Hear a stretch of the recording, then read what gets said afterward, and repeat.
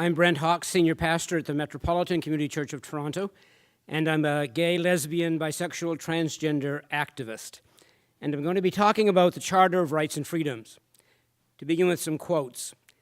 The Canadian Charter of Rights and Freedoms is one part of the Canadian Constitution. The Charter was signed into law in 1982, along with the rest of the Constitution. The Charter sets out those rights and freedoms that Canadians believe are necessary in a free and democratic society. Since the Charter is part of the Constitution, laws that limit Charter rights may be invalid. This makes the Charter the most important law we have in Canada, end of quote. The Charter has iconic status in Canada. We love the fact that we have it. According to a survey released in 2015, 9 in 10 Canadians believe the Charter of Rights and Freedoms and the flag are the most important symbols of Canadian identity. Other important symbols that Canadians include are the national anthem, 88%, hockey, 77%, and the maple leaf, 14%. That's not the hockey team. Again, quoting the research, the fact that the Charter is part of the Constitution also means that governments must try to make sure that new laws are consistent with it, end of quote. The most important role that the Charter has played in Canada is that it has allowed citizens to go to court to challenge government decisions that affect them unfairly, especially people in traditionally marginalized groups.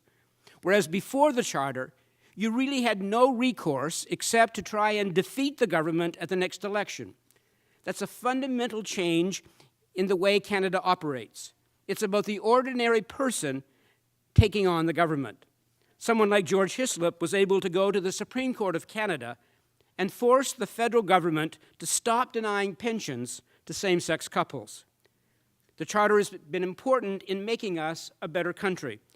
It has contributed fundamentally to changing a culture of human rights in Canada, making us aware of our rights and that we don't have to accept unjust situations. It has allowed us to make some lasting changes. And the best example that I can think of is same-sex marriage. An example of where, when something is politically controversial, governments are often reluctant to take action. And so we've been able to achieve same-sex marriage through the courts. And once that change was made, it helped to change hearts and minds of Canadians.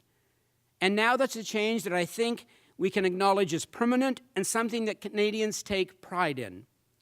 And it's one of the reasons why refugees are choosing this country, because they know that in Canada, at least, we strive to be a just society. Unfortunately, regarding Aboriginal rights, the Charter does not confer any new rights, but does again, and I quote, "The Charter must be enforced in a way that does not diminish Aboriginal rights." As the Court of Appeal in Ontario ruled in 1988, this section confers no new rights, but instead shields existing ones. There are two main ways that I think the Charter might be helpful going forward. First, the Charter is going to continue to be useful in resolving what we call a clash of rights situations. For example, often we see people who are religious conservatives objecting to gay, lesbian, bisexual, and transgender rights. They are trying to use religious freedom to undermine equality rights. The courts have ruled that there is no hierarchy of rights. So someone will need to decide how to strike the balance. And the courts, I think, will continue to be called upon to do that balancing exercise in a way that respects the rights of all.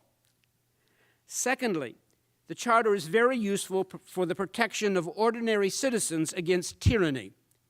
The Charter will continue to be the main protector that we have against the abuse of the majority, including majority governments. We just have to look at what is happening in the United States right now. If it was not for the Constitution of the United States and for the judges and the lawyers who are able to use the Constitution to constrain the power of the president, a president might be able to do just about anything, or at least think they can.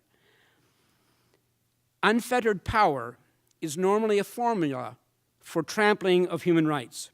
And it's the Charter that stands as a safeguard for the individual against that kind of abuse of power. And I hate to say this, but I really think that in the future, it may be that this might be the most important role of the Charter, not necessarily to advance human rights, but just to protect the human rights that we've already achieved from tyrannical governments.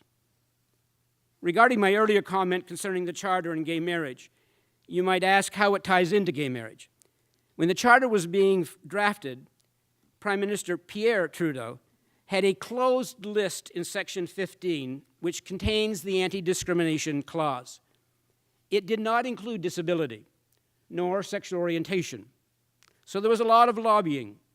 Disability was added to the list. Sexual orientation was not added. But the list was changed to be an open-ended list. It was a classic Canadian compromise. There was not enough political support to add sexual orientation.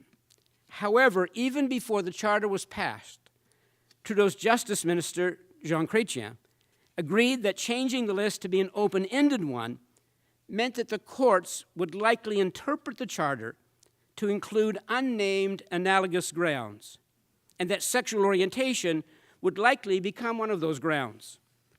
The Supreme Court made that exact finding in the Egan case, and sexual orientation was read into the Charter. On January the 14th, 2001, I married the first legally married same-sex couples in the world in Toronto. The morning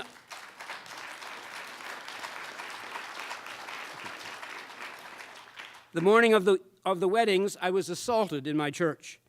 And that afternoon at the weddings, because of the death threats, I had to wear a bulletproof vest. I had 12 bodyguards protecting me. 11 of the toughest-looking lesbians you've ever seen in your life. And one gay man coordinating it all.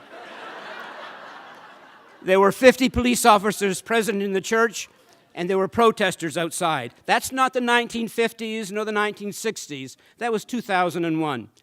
When the governments of the day refused to recognize the marriages, we took them to court and eventually won using mainly the Charter.